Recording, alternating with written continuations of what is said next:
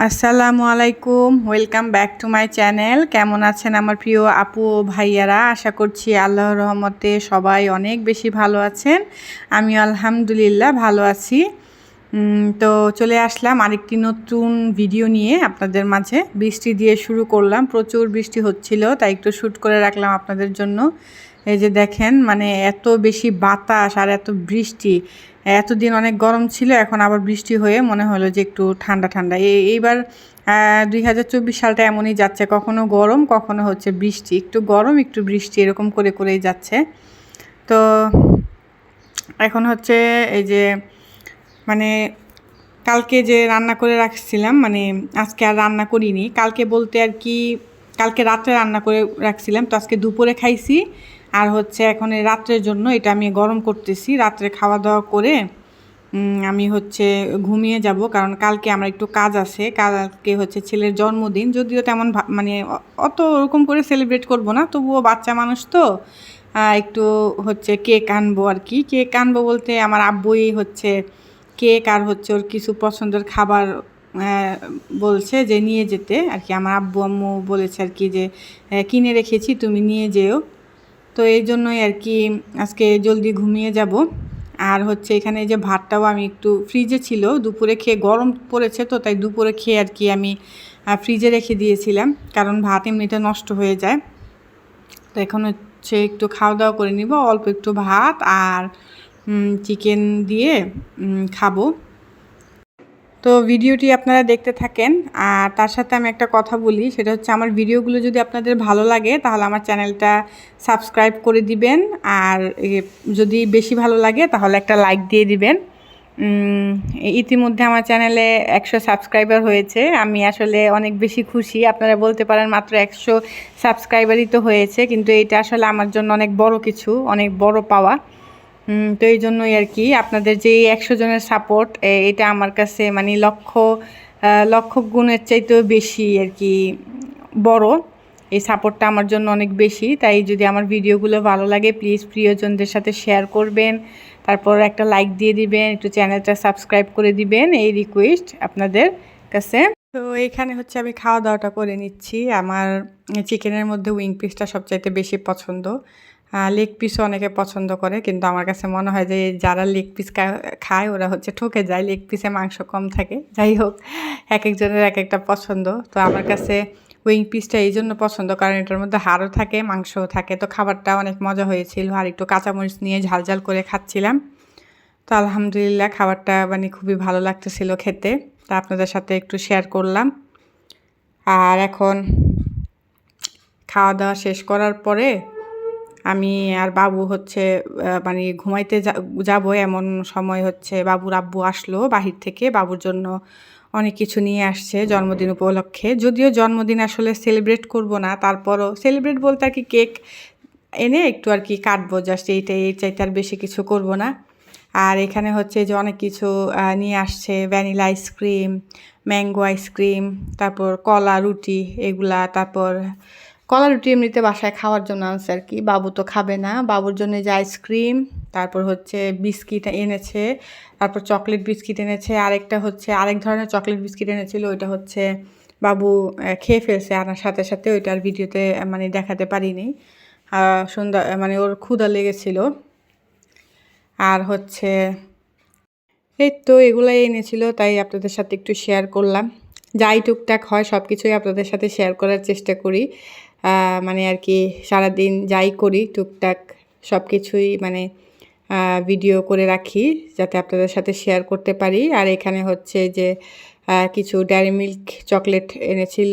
Dairy milk না, এটা হচ্ছে আমাদের বাংলাদেশি চকলেটটা আর কি। আর এটা এই যে পিনাট বার এনেছিল। তো এগুলো হচ্ছে ওর বাবার পক্ষ থেকে আর কি ছোটোখাটো গিফট। আর নানা নানি তো কেক দিতেছে, এই জন্য আর কেক ওর বাবা আনলো না। তাই মানে মন মতো যেগুলো পছন্দ করে এগুলো আর কি নিয়ে আসছে। তো এখানে যেটা যে জায়গায় আমি সব উঠিয়ে রেখে দিচ্ছি।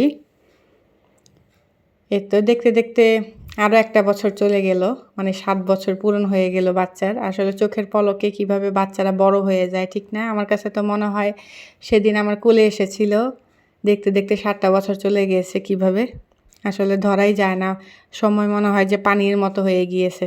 এখনও মনে হয় কয়েকদিন আগে আমার কাছে মনে হয় যে ওকে প্যাম্পাস পরাইতাম, হ্যাঁ, ও টয়লেট করে দিত, পরিষ্কার করতাম। তো এখন দেখতে দেখতেই বড় হয়ে গিয়েছে, বাচ্চারা আসলে এমনই। আর এখানে হচ্ছে যে আরেকটা ওর জন্য চকলেট এনেছিল, এটা শেয়ার করতে আপনাদের সাথে ভুলে গিয়েছি, তাই আবার ভিডিওটা দেখায় দিলাম আপনাদের। আর এখানে আমি একটা ফেস প্যাক বানাবো। এখানে হচ্ছে আমি 2 চা চামচ এখানে আমি বেসন নিয়ে নিয়েছি। আর এখানে আমি এই যে 3-in-1 কফি মিক্সটা নিব। আপনারা যখন শুধু কফি ইউজ করলে আলাদা দুধ দিয়ে নেবেন। তো এটার মধ্যে দুধ দেওয়াই থাকে, তাই আমি দুধ আর মিক্স করি নাই। আর এটা আমি হাফ দিব, পুরাটা দিব না। আর একটুখানি লেবুর রস দিব। আপনারা চাইলে একটু হলুদ দিতে পারেন, হলুদ দিলে আসলে মানে ফেস প্যাকটা ধোয়ার পরে, মুখে দিয়ে ধোয়ার পরে একটু চেহারাটা হলুদ হলুদ লাগে। তো আমি আর এক্সট্রা হলুদ দিইনি, আমার কাছে হলুদের কালার ফেসের মধ্যে ভালো লাগে না। যাদের এই যে ট্যানিং পড়ে গিয়েছে, মানে দাগ বিভিন্ন, হ্যাঁ, সূর্যের আলোয় যেমন চেহারাটা আসে না, একটু জ্বলে জ্বলে গিয়েছে, একটু কালো কালো দাগ, তো এটা আর কি ইনস্ট্যান্ট একটু গ্লো দিবে। আপনারা চাইলে এভাবে মানে বানিয়ে দেখতে পারেন। ফেস প্যাকটা খুবই মানে ভালো, কার্যকর। তো এই 3টা একসাথে আমি মিশিয়ে এটার সাথে একটু আলুর রস মেশাতে পারেন। তো আমি আর রাত হয়ে গেছে, এত ঝামেলা করি নাই, আলুর রস আর দিইনি। আমি এমনিতে অন্য সময় মানে দিলে ফেসের মধ্যে একটু আলুর রস মানে কুচি করে দিয়ে আলুর রসটা চিপের মধ্যে আলুটা কুচি করে চাপ দিলে রসটা আর কি বের হয়, তখন এটার মধ্যে দিয়ে একটু মিক্স করে তারপর মুখে দিলে আরও বেশি ভালো হয়। তো আমি এই যে একটু দিয়ে নিচ্ছি চেহারার মধ্যে। তো অনেক ভালো, আপনারা চাইলে ট্রাই করে দেখতে পারেন। আর কফি হচ্ছে মানে মানে আমাদের ফেসের দাগ ছোপ, হ্যাঁ, এগুলো দূর করতে খুবই সাহায্য করে। কফিটা আসলে অনেক দেখবেন ইউটিউবের মধ্যে এমন অনেক ভাইরাল ভিডিও আছে যেটাতে কফি ইউজ করে ফেস প্যাকে। তো আসলে এটা খুবই ভালো। আমি একদম হালকা করে দিছি, আপনারা চাইলে আরও বেশি ঘন করে দিতে পারেন। তো অনেক ভালো ফেস প্যাকটা। তা আমার চেহারা এরকম দাগ হয়ে গিয়েছিল, তাই এই জন্য একটু দিয়েছি। তো অনেকটাই ক্লিয়ার হয়েছে চেহারা দেওয়ার পর। তো এই তো সকালে এখন ঘুম থেকে উঠে গিয়েছি, এখন যাব। আম্মু বারবার ফোন দিতেছে যে কেক আর বাবুর জন্য বিরিয়ানি রান্না করে রেখেছি, ওর জন্য কিছু পছন্দের জিনিস কিনে রেখেছি, ও যেগুলা খায়, তুমি আসো, এসে নিয়ে যাও। তো এই তো সকালবেলা রেডি হয়ে গিয়েছি, বের হব, তাই ক্যামেরাটা অন করে আপনাদের একটু বাই দিয়ে দিলাম। এখন হচ্ছে গেট খুলে জুতা পরবো। তো চলেন, আপনারাও আমার সাথে চলেন, আপনাদেরকেও নিয়ে যাই। লাইট অফ করে লাইটটা আমি ফ্যানটা অফ করেছিলাম, কারণ বাবুর আব্বু বাসায় ছিল, তাই অন্ধকার করে গেলাম না বাসাটা। আর এখন হচ্ছে এই যে দেখেন আমার অবস্থা, মানে বাসের মধ্যে ঘেমে মানে একাকার অবস্থা, মানে এত বেশি গরম। এর আগের দিন হচ্ছে বৃষ্টি হয়েছে, আবার আজকে অতিরিক্ত রোদ, মানে গরমে টেকা যাচ্ছে না, এক একটা মানুষ কী যে অবস্থা।